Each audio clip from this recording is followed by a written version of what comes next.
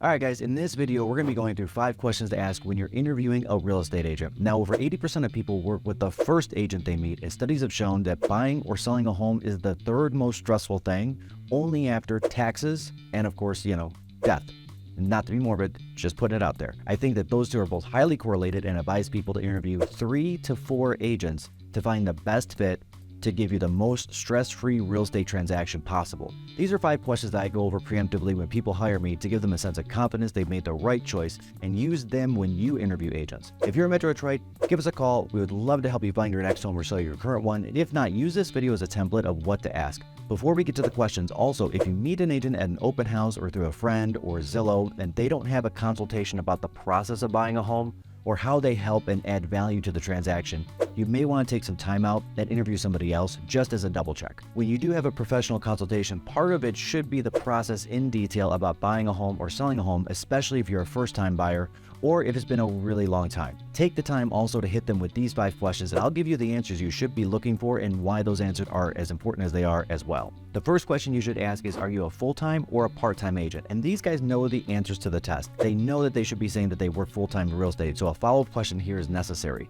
The question I usually ask is there anything else that you do besides real estate as a job, or do you have a second source of income? Digging deeper into it also with questions like, how long have you been in real estate? What caused you to get in real estate? What did you do before this? Really helps get to know the agent and what drives them. But watch for the details. Some realtors out there have a full-time job and just do this part-time. If you're a serious buyer, a part-time agent is probably not the best fit. If you call them at 10 a.m., let's say, to go see a home and you've got the day off and they don't call you back until 5 p.m. and then still need to try to coordinate with the seller to get you in the home, you could end up missing out on the house entirely if another offer comes in before you can even see it. A lot of part-time agents have to push buyers to only look at night on certain days or even only on the weekend, and it gets harder when you're in escrow and most of the mortgage companies and all of the title companies operate within typical business hours and they're not available. If they have a question, it could mean a delay in response to them from your agent, and also delays when you have questions yourself.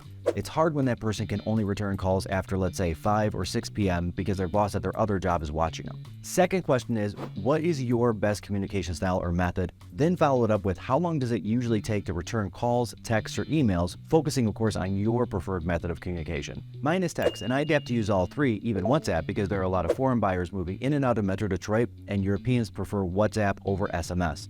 Now, everyone gets busy or has appointments, so I don't see it as a big deal if somebody takes a few hours to respond, but anything over 4 to 6 hours, I really don't think is acceptable. I've worked with a ton of agents where I call, I text, I email, and it takes them 2 or 3 or even 4 days to respond. If I'm as frustrated with them as I am, I can only imagine being a client and being out of communication that long. Next question in this line is, when you have an offer pending on your home, or if you have an offer pending on a home, how often will you as my agent be updating me on the progress, the status, or any issues that come up? And guys, it is real estate. Issues will happen. My preference, both as a real estate agent and as somebody who buys and sells several homes per year, is when something goes wrong, I want to know fast and directly and just the facts about what's happening. I don't want my agent to put any sort of emotion into it or try to sway me one way or the other.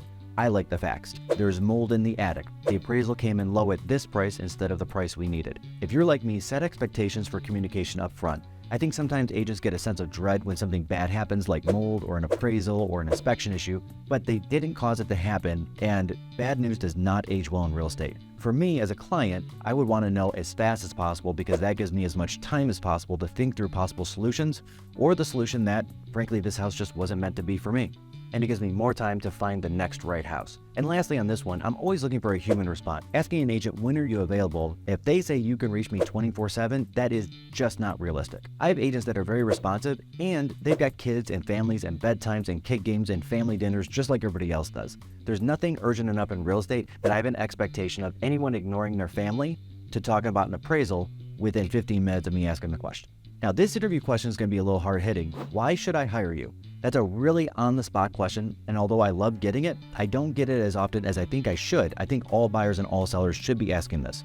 I'm looking for a real human response here, not the typical, I love helping people, but more of a connection. And there's no wrong answer, but it's more of a feel. If I feel this guy or gal is just desperate to get bills they're behind on paid, That's going to come out how they advise me, because it's better for them if I find a home faster or pay more to get a deal to go, even if it's not in my best interest. On the contrary, I like real responses like, I work really hard for my clients because I want to be able to provide my family this awesome education or awesome experience or be a role model for my kids. I really relate to that one. We all do our jobs for ourselves and for our families and for our futures, and there's nothing wrong with just putting that out there. I don't think it's a bad thing at all. Doing a great job for you as a buyer or a seller and providing for their family is not mutually exclusive in the least. Next question, how are you going to handle the negotiation of the transaction? And there are 3, sometimes up to 5 negotiations depending on the house and the situation. There's the initial offer negotiation, the price and the terms there, the inspection if there are any issues, and the appraisal if there are issues there. Additionally, there can be damage to the house throughout the occupancy period, but more commonly, items left behind in the house that have to be removed on the walkthrough if you're a buyer, and if there's a pool here in Michigan, it might take several months until the pool can be open and fully inspected to find a heat pump out or something else, and then you have to negotiate that. Note, if you're buying a home with a pool and you can't inspect it because of the time of year, always get a pool escrow. Always, I'm going to stress that, get a pool escrow with those dollars withheld from the seller's proceeds at the closing by the title company, no one but the title company, until it can be inspected. Some of those repairs can be super expensive. I mean, I think $500 is expensive, so my definition of expensive might be lower than yours, but I'm still going to fight for every dollar for my client. This is where I believe an agent's experience really shines. Had they taken the courses on being a negotiation expert and negotiation tactics? Very few have, and like everything else, negotiation is a skill that has to be learned. It's not a talent you're born with. Then you have to use it to gain experience using each tactic. There are negotiations I've moved fast with because it was in my client's advantage to move fast, but that's not always the best case for all scenarios. I had one where I was representing the seller where an appraisal came out $45,000 low. There were also 2 other similar homes on the market the buyer could have chosen from and left my property and left my seller high and dry.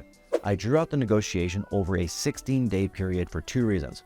First, to let the other 2 homes get offers and get them off the market and off the table as an option for that buyer. And also, this buyer buying my seller's property was selling a home, and every day that passed was a day closer to this deal working or that family having to go on and rent a property instead of buy a property. On day 12, both homes were off the market and pending. So at that point, I started to move fast during the last 4 days of negotiation, and my seller ended up getting $42,500 of the $45,000 appraisal gap. Now, be careful that you choose an agent that doesn't just open doors.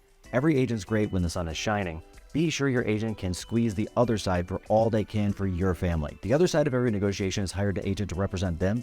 Be sure you're hiring a skilled negotiator to represent you. How many homes have you sold in your career, and can I see it on a map? I think this one's really important, and for a couple of reasons. We were all new ones at what we did and what we do, but I'd rather be a surgeon's 200th surgery than their first. Agents on a team, I will give you some grace for this because they tend to have a very strong support system with a lot of mentors and a lot of veteran agents. Like a new surgeon being watched in the operating room by a seasoned 20-year veteran, it still doesn't feel great as I'm saying it, but I want to ask about the map, which every agent should be able to produce in a moment's notice. There's software all realtors have that track this because I want to see how much experience they have in the area I'm buying in. Here in Metro Detroit, there are areas that have city inspections, but there are also a lot that don't, and not being familiar enough with an area to know that could delay the closing by several weeks and cost several $1,000s, and that's just one example. A lot of the country, not just Metro Detroit, is in the 100 or the 500-year floodplain.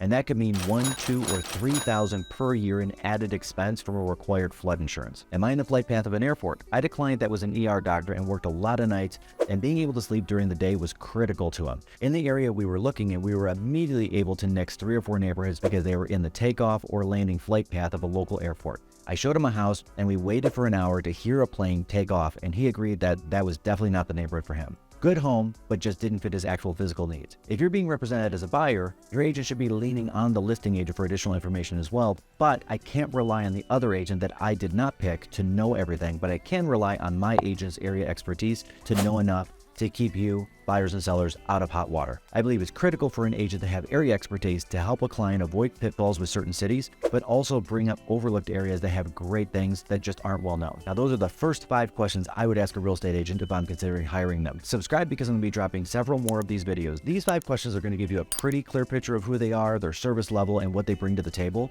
but these are not all the questions. These are just my top 5, just to get in the door that I'm looking to find some red flags in. Either red light or green light that person and keep the interview going.